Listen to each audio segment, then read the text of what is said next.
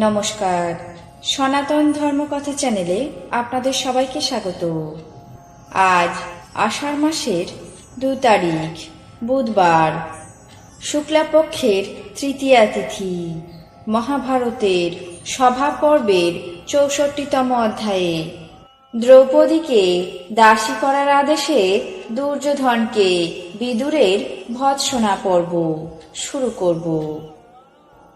নারায়ণং নমস্কৃত্য নরং চৈব নরোত্তমং দেবীং সরস্বতীং ব্যাসাং ততো জয়মুদীরয়েৎ। বিদুর বললেন, ওরে মূঢ়, তুমি নিজেকে পাশবদ্ধ এবং পতনে উন্মুখ না জেনেই এমন দুর্বাক্য বলছো। তুমি সামান্য মৃগ হয়ে ক্রমাগত ব্যাঘ্রদেরকে কুপিত করছো। ক্রুদ্ধ কালভুজঙ্গগণ তোমার মস্তকের উপরে রয়েছে। তুমি তাদের ক্রুদ্ধ করে দ্রুত জমালয়ের কাজও সিদ্ধি করছো। দেখো, দ্রৌপদী কখনোই দাসী হবার উপযুক্ত নয়। আমার মতে রাজা যুধিষ্ঠির তার অনধিকারী হয়ে তাকে পণে পরাজিত করেছেন। বংশ যেমন আত্মবিনাশের নিমিত্ত ফল ধারণ করে, তেমনি মদমত্ত ধৃতরাষ্ট্রের পুত্রগণ সমূলে নির্মূল হওয়ার জন্য এই পাশা খেলা করে মহৎ শত্রুতা এবং মহাভয় সৃষ্টি করছে। অন্যের মনে আঘাত দেবে না, কাউকে নিষ্ঠুর কথা বলবে না, সমাগত ব্যক্তিদের সঙ্গে অশ্রদ্ধা করবে না, এবং যে কথা বললে অন্যে বিরক্ত হয় এমন কথা কখনো বলবে না। দুর্বাক্য লোকের মুখ থেকে নির্গত হয়, কিন্তু যাকে লক্ষ্য করে ওই বাক্য উচ্চারিত হয় তা তার হৃদয় বিদারক হয়ে দিনরাত তাকে যন্ত্রণা দেয়। পণ্ডিতগণ অন্যকে লক্ষ্য করে কখনো তেমন দুর্বাক্য উচ্চারণ করেন না। হে ধৃতরাষ্ট্রপুত্র, কাপুরুষেরাই শত্রুর অস্ত্রাঘাত সহ্য করে।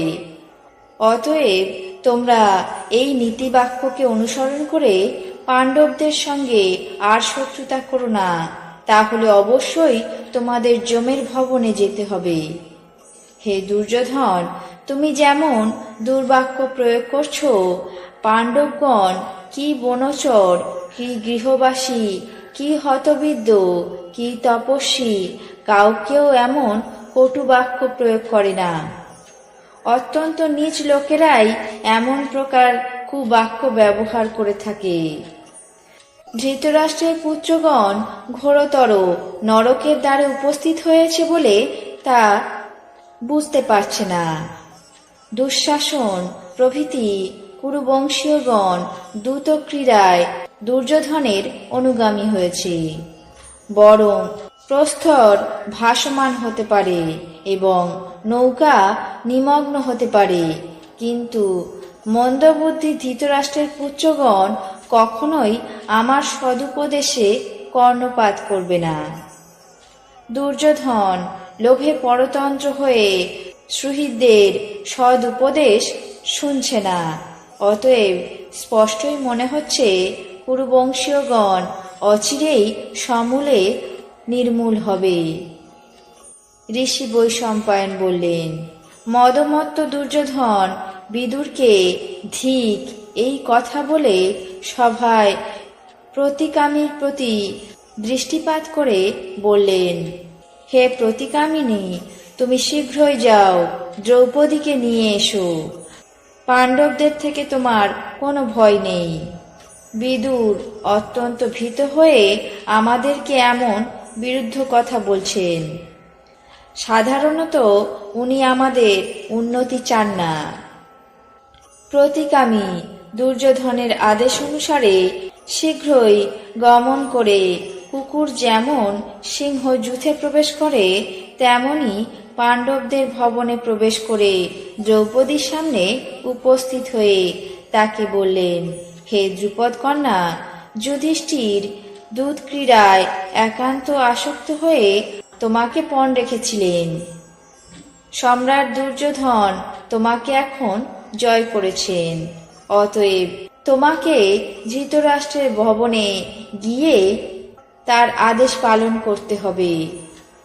আমি তোমাকে নিয়ে যেতে এসেছি।